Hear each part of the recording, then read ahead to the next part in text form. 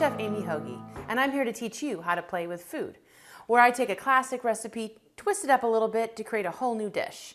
Today we're focusing on potato salad, and we're actually going to be making a potato salad with the peeling left on. So this is maybe about a potato, and I'm making a one-person serving. I boiled the potato. You can boil it whole. It takes a little bit longer, but it cooks a little bit easier, and it doesn't retain all that water in there. And we went ahead and drained it and diced it up. Then I'm going to add, maybe a little bit less than a whole hard-boiled egg.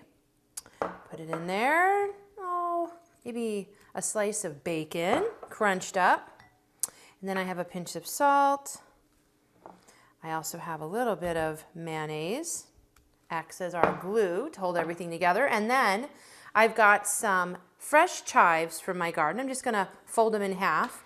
Use some scissors, some inexpensive scissors I get at the beginning of the school year when all the school supplies are on sale. It's a great tool to have in your kitchen. I just use this strictly for cooking. Throw them in the dishwasher. Great with kids and cooking. A little bit up here. I love potato salad. You can eat potato salad any time of year, not just for the barbecue in July. And here's some pepper. I'm going to do a little quick grind of fresh ground pepper. Toss it around. Get that mayonnaise all mixed in there.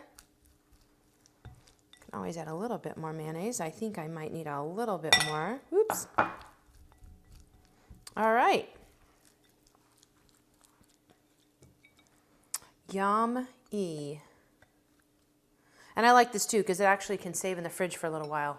And I like the color of the skins left on. I think it looks great. Well, here you have it. A potato salad with this peeling or the skins left on. I'm Chef Amy Hoagie. You can visit my website and learn more about me at chefamywith2es.com.